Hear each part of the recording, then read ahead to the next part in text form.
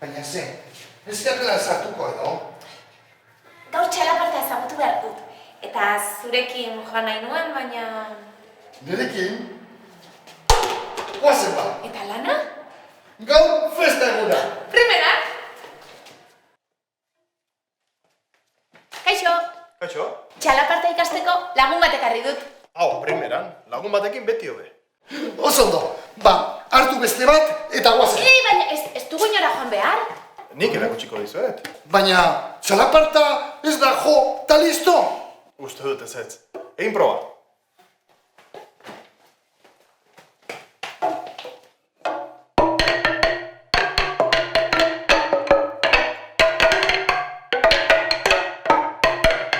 Gauza bat da, kolpeak jotzea. Eta beste bat, kolpe horiek antolatuta, musika egiten saiatzea. Kolpeak, denbora, erritmoa, dena antolatu eta banatu dezakegu. Bai? Jarraitu niri. Errepikatu, nik egindakoa.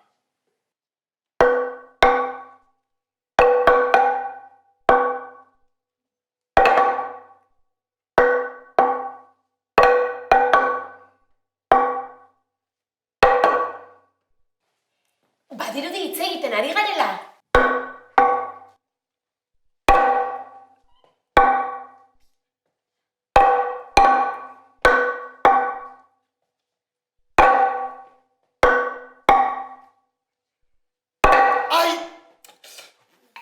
Badakizue, garrantzitsuena zer den? Bai, mina ezartzea. Hori ere bai, baina batez ere elkar entzutea. Jotzen gaudenean elkar entzunez gero, kolpeak, esaldiak, erritmoak antolatu ditzakegu eta hortik musika sortu. Erantzun, nahi duzuena.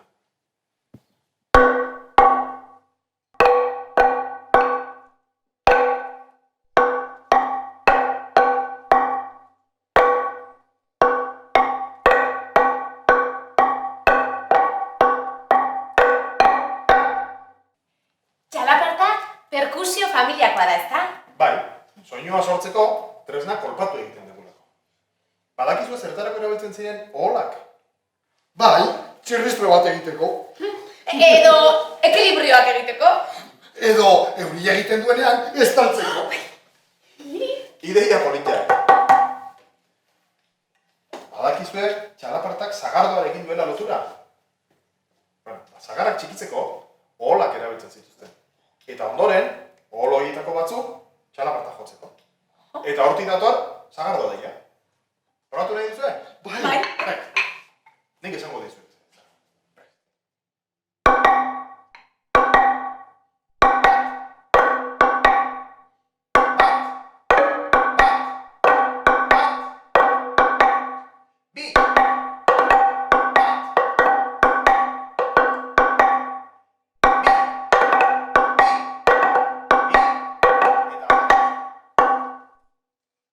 Eta txalaparta asko aldatu da. Hasierako txalaparta eta oraingoa oso desberdinak dira. Bai, garapen izugarria izan du tresnak. Jotzeko modua ere asko aldatu da. Eta horrek, tresna ezberdinekin jotzeko aukera eman digu. Talde klasikoetan, talde modernoagoetan, rockeroetan ere bai, eta materialak izugarri aldatu dira. Gaur egun egurraz aparte, plastikoa, burdina, kristala ere erabiltzen da. Imaginatzen duzue, izotzez eginiko txalaparta bat? Ni marrubizkoa nahi dut. Beste bestio jo nahi duzue? Jakina, erabakita, txalaparta ikasiko dut.